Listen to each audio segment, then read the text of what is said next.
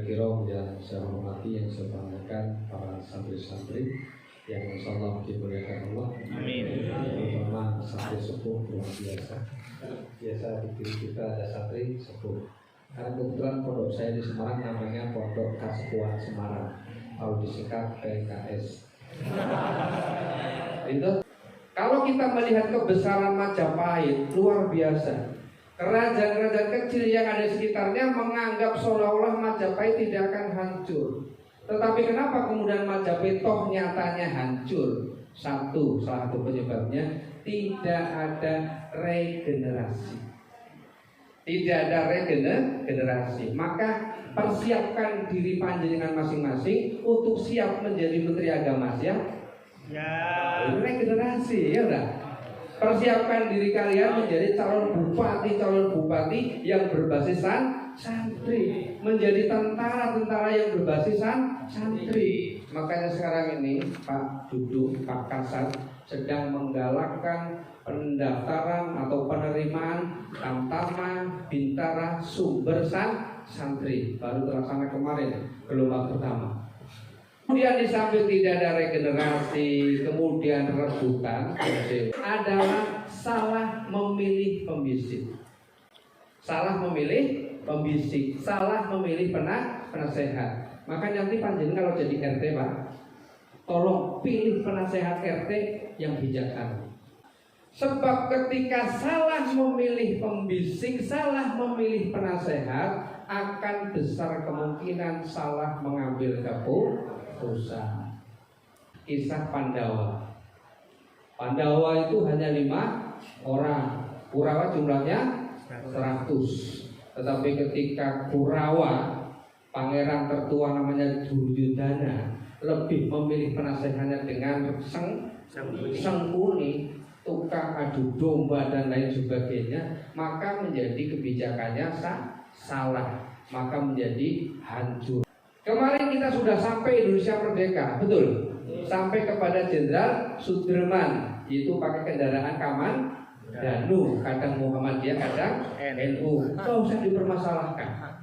Karena justru mungkin ada kekuatan yang tidak senang kalau dua ormas ini bersatu. Maka bagaimana kita yang NU merangkul Muhammadiyah? Bagaimana yang Muhammadiyah, bagaimana merangkul NU dan lain sebagainya. Tapi rangkulannya dalam rangka untuk menyatukan, menjaga keutuhan negara kesatuan Republik Indonesia. Sekarang penjajahannya lebih tidak nampak. Kita lebih susah mengetahui mana musuh, manakah kawan. Dan kenapa Indonesia ini menjadi incaran, menjadi idola negara-negara lain untuk menguasai potensi yang ada di Indonesia? Karena luar biasa luas wilayah Indonesia yang strategis di bawah garis khatulistiwa, yang tanahnya gemah ripah loh Jinawe. Jenengan mangan rambutan ora semojo buang maring dhuwur, nyangsang nang atap lantai 2 tumbuh. Jadi ya, iki mboten. Jenengan bedol budin, bedol telo, wite wis dirajang-rajang, disebar gledanan tok, tikil. Malah tikilane kena nggo sayur, ya. Luar biasa. Di negara lain tidak semuanya memiliki kesuburan tanah yang demikian. Inilah sebabnya kenapa Indonesia menjadi incaran, apalagi letaknya strategis, diapit oleh Laut Pasifik, Laut Hindia, kekayaan lautnya luar biasa. Ketika penjajah itu terusir, banyak orang yang nangis loh, Pak. Ketika penjajah itu terusir, banyak orang yang nangis. Siapa yang nangis? Orang yang mendapat kekayaan dari penjajahan. Para mucikari, para germo. Nah, itu mereka menangis, ya Allah, rezekiku hilang gara-gara Indonesia merdeka. Ada orang yang mendapatkan rezeki ketika kita tidak aman, betul tidak? Ketika kita berantem, ketika kita bercerai-berai, mereka mendapatkan rezeki, mereka mendapatkan uang. Maka agar kita tidak tercerai-berai, itu tadi uang. Bersatu, jangan sampai mudah diadu domba. kekayaan lautnya, kekayaan alamnya, juga potensi penduduknya yang luar biasa. Indonesia itu kalau tidak salah dalam catatan statistik penduduk dunia tahun 2020 itu negara dengan penduduk terbesar urutan 4 di dunia. Yang pertama adalah Cina, penduduk terbesar kedua India 1,3 miliar, luar biasa.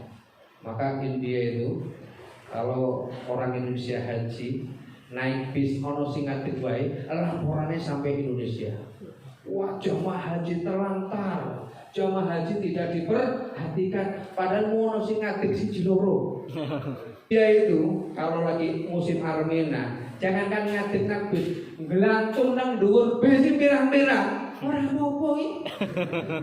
Karena niatnya bersih mau haji. Kita itu kadang haji wis bayar larang, nunggune suwe, niatnya selfie. Ini repotnya. Jadi bilang harap selfie angel. Begitu nyampe batas kota, bro. Monumen Quran, Jeddah Mekah melintas. Wah. Itu nanti masuk babu salam, mestinya kita berdoa, kita sholat, tahiyatul masjid. Babu salam subhanallah. Nyun sewu. Maka kalau saya diundang ceramah Walimatus Syafar, nyun sewu, jenengan calon-calon haji ojo nggowo HP. Kalau saya ngisi ceramah Walimatus Syafar, jenengan para calon jemaah haji jangan bawa HP bagus, jangan bawa HP Android, mengko malah mengupdate status dok. Ini bahayanya. Ya doakan nanti insya Allah rencana September kangen mau ke sana. Kalau yang mau ikut silakan, bayar 29,5 juta. Nanti bareng saya, bareng Pak Habibur Rahman LC, insya Allah. Rencananya begitu, baru dapat 9 orang. Saya nunggu kuota 30 orang. Ada yang mau ikut? Bayar ya. Jadi kan bayar saya gratis. Ibaratnya seperti itu. Di tempat-tempat yang mustajab, di tempat-tempat yang lebihnya kita berdoa, tapi kadang malah kita salah. Ya, mumpung di Arab, wah status, kayak selfie, foto, kemudian apa itu istilahnya, nge-vlog dan lain sebagainya. Sekarang kan istilahnya keren-keren lah. Apa yang bahas itu bingung ya Pak ya. Lagi apa nak? Lagi WA. WA lagi apa? Urusan Al-Quran. Kan keren gitu. Lalu sekarang bedakan kembali ke bangsa kita. Setelah nomor 3 tadi India, penduduk terbesar keempat itu adalah Amerika. Penduduk Amerika Serikat 330 juta. Berapa penduduk Indonesia? Kata Bang Haji Romai Rama, tahun berapa? 135 juta penduduk Indonesia tahun 80-an. Statistik tahun 2020 penduduk Indonesia 273 juta. Luar biasa. Nek kene iki mung pira ya. Kuwi nek kumpul yo mangan kabeh insyaallah ya. Mangan kabeh yo nginum kabeh. Maka persaingan semakin berat.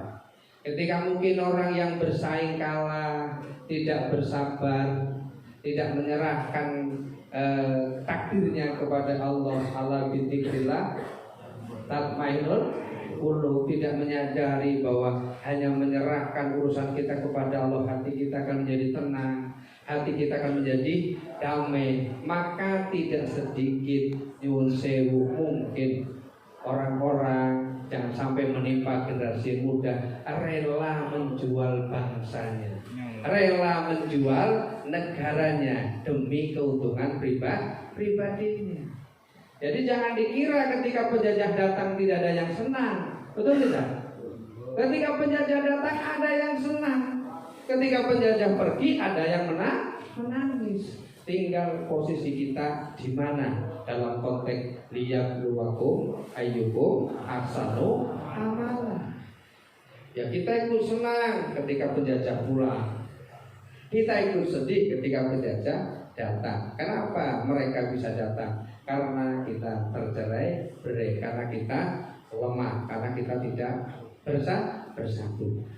Bayangan ke depan hidup kita atau negara kita atau dunia ini semakin canggih, semakin luar biasa. Penjajahan tidak harus menduduki secara teritori. Misalnya Belanda mau datang lagi ke Indonesia, tidak harus pasukannya datang ke Indonesia. Mungkin melalui media kerjasama, mungkin melalui perang dagang. Saya kadang sedih kalau ada orang, ayo kita cintai produk Indonesia, ternyata pakai sarungnya buatan Amerika. Misalnya loh, jadi cinta produk Indonesia, apelnya bukan apel Malang, ya. Apelnya apel lilin. Apel Washington ini katanya meling, ternyata lilin. Katanya kita cinta produk Indonesia, batiknya kenapa bukan batik Sentono, ya? Kan itu batik Belanda. Kalau kita cinta Indonesia, mestinya kita menggunakan produk-produk Indonesia. Ada iklannya, ayo kita cintai produk Indonesia. Sampai itu ada ya produknya seperti itu. Itulah mestinya kita memahami sedikit wawasan kebangsaan bahwa ternyata Indonesia ini luas. Banyak pulau-pulau yang belum terjamah oleh manusia. Baru 6.000 pulau yang dihuni dan baru 6.000 pulau yang diberi nama. Silakan jenengan datang ke pulau itu, kuasai kayak main aja jenengan dewi. Ya, nanti jenengan misalnya loh ya, Rio itu pulau paling banyak di Indonesia. 2.000 sekian pulau di Rio. Jenengan pulau siji langsung jenengi Pulau Muklis. Ya, karena mendung sekali. Pengalaman saya di Ambon, ada Wetar, Sampelaki dan sebagainya. Mereka beragama apa atau mereka berwawasan kebangsaan bagaimana, itu tergantung pendatang yang teko, tergantung orang yang datang. Oh, Sampelaki mayoritas Muslim misalnya. Oh, ternyata dulu perantau yang datang agamanya Islam. Oh, kemudian Wetar, ini hanya contoh aja loh ya, misal saja.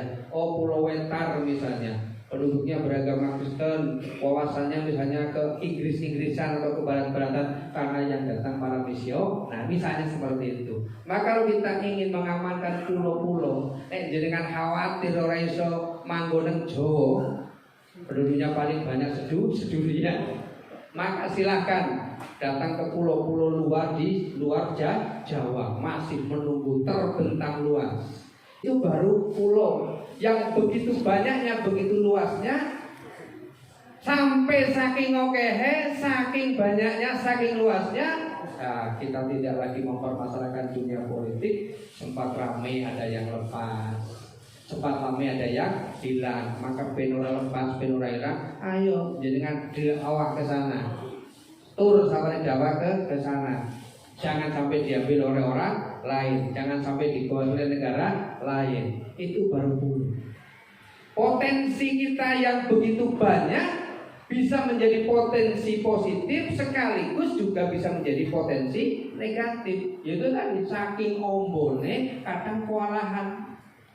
Masyarakatnya semakin banyaknya kadang orang teropeni. Bahasa kita juga sama. Bahasa kita itu memiliki rumpun bahasa yang paling banyak di dunia. Wis bahasa Jawa wae. Jawa wae no Jawa ngapak. Ngapak wae no ngapak bagian Tegal sampai Pekalongan, ada ngapak bagian Banyumasan, ada ngapak bagian Wonosobo. Wis beda. Ono sing ono ngah, ono mau ngah. Nek Wonosobo banjur pakai ngah misalnya. Wis beda.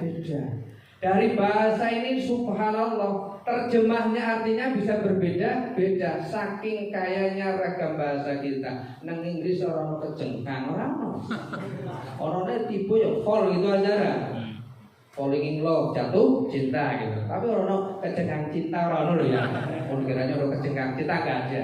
Tapi bahasa Jawa luar biasa. Ono jengking, ono jengkang, ono tangkurep. Oh nih Pak.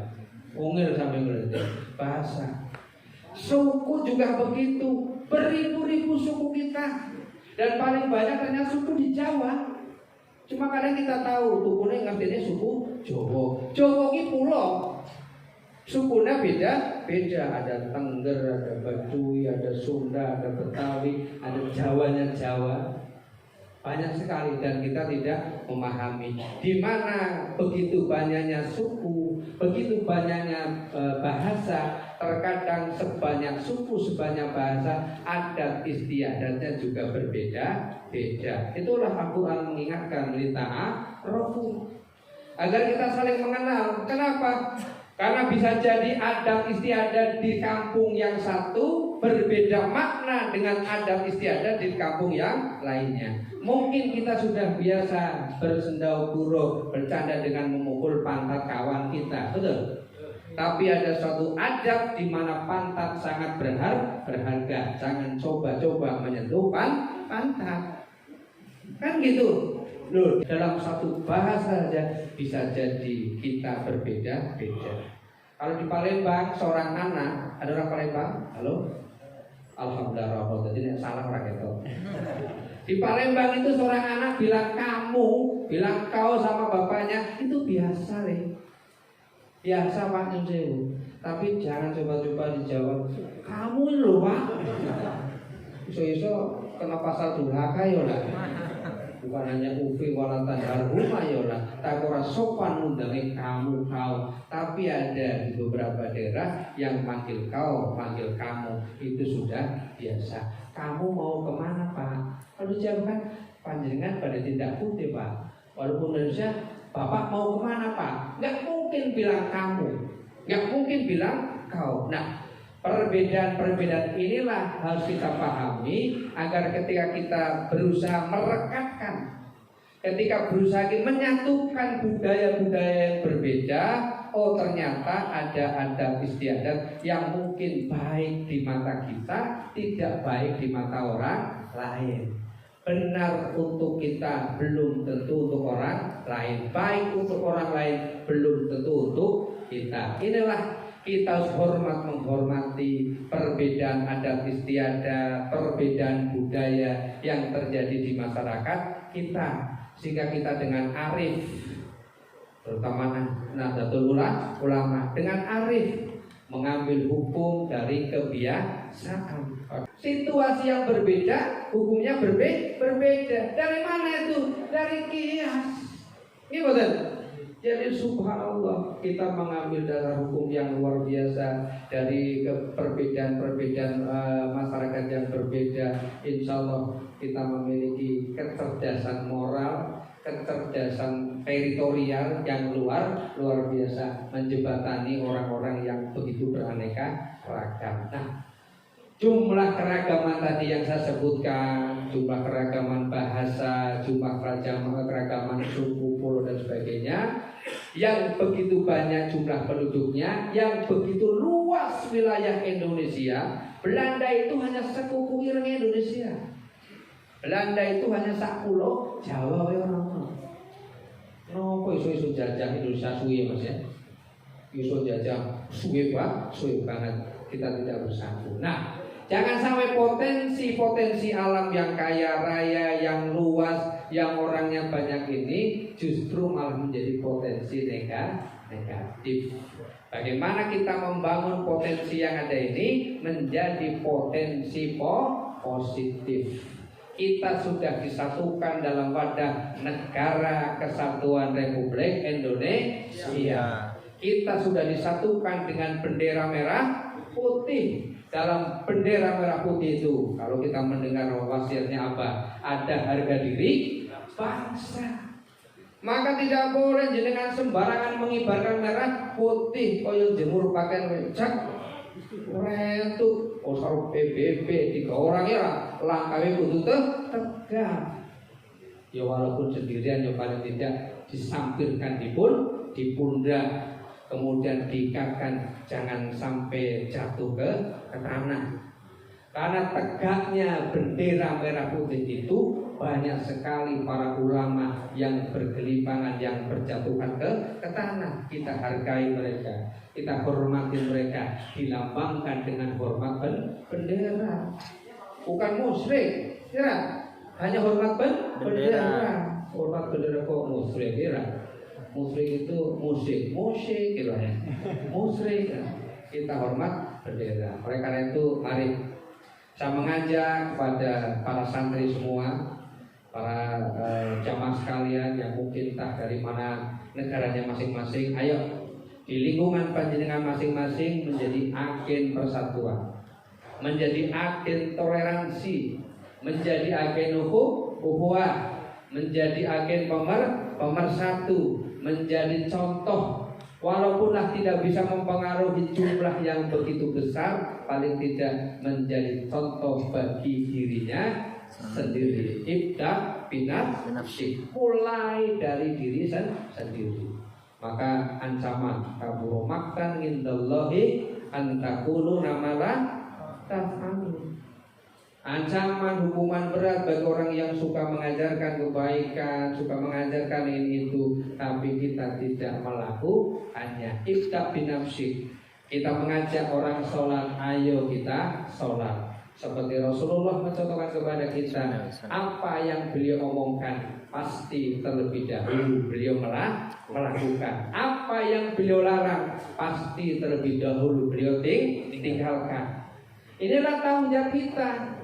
Walaupun kita belum kerasnya sebagai ulama warasatul anbiya, tapi kan kita lagi nyicil ya, lagi mondasi sebagai santri, sebagai tolak, sebagai pelajar, sebagai murid. Kita lagi mondasi bagaimana kita bisa menjadi contoh bagi diri kita sendiri. Adalah kita bisa menjadi contoh bagi diri kita sendiri, terutama dalam hidup berbangsa, dalam hidup bernegara. Mudah-mudahan kita bisa menginspirasi, menjadi contoh di mana kita bertempat tinggal, di mana kita berada. Rasulullah mengatakan nanti akan datang sebagus-bagusnya pemimpin, sebagus-bagusnya umat. Artinya apa? Setiap dekade, setiap waktu, setiap wilayah akan muncul umat-umat yang baik, akan muncul pemimpin-pemimpin yang baik. Mudah-mudahan umat dan pemimpin yang baik itu salah satunya dipelopori oleh majelis yang kita bina, majelis yang kita ikuti di sini akan menginspirasi majelis-majelis yang lain yang menumbuhkan kecintaan kita. Walaupun dalam suasana Ramadan, dalam suasana pengajian, kita selalu membungkusnya dengan kecintaan kita kepada tanah air. Ukul waton minal iman. Dari Rendi itu Bung Tomo. Bung Tomo dari mana? Dari Mbah Hasyim. Kan betul? Mbah Hasyim dari mana? Dari permintaan Presiden Soekarno. Kalau nggak ada dalil kubur atau minal iman, bisa jadi Belanda masih di sini. Luar biasa. Itu saja yang dapat kami sampaikan. Mudah-mudahan sekali lagi mari kita bersama-sama memahami betapa pentingnya wawasan kebangsaan, betapa pentingnya kita toleransi, saling menghargai, betapa pentingnya kita bersatu, dan dalam persatuan itu tidak harus bajunya sama. Karena saya lihat di samping kanan saya bajunya sudah beda. Itu warnanya putih, orangti putih tulang, itu warnanya ari tulang, itu warnanya putih dan sebagainya. Ada yang putih orang putih kubah. Maka perbedaan-perbedaan yang ada harus kita satukan dalam kebersamaan, dan ketika kita bersama tidak harus semuanya sama. Mesti ada yang beda agar dunia ini hidup. Lihat, pelangi itu indah karena berbeda. Yang pelangi ini putih kabeh jenenge ora pelangi dan tidak menjadi indah.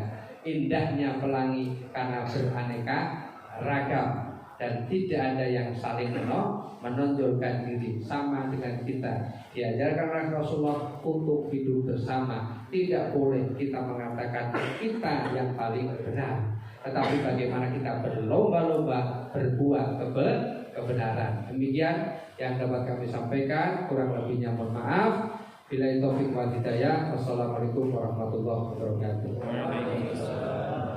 Nanti kalau ada jamaah yang mungkin mau mampir ke Semarang, nah Mas Muklis sudah punya nomor HP saya. Mungkin ada keperluan Semarang, mau singgah silakan. Satu nuwun.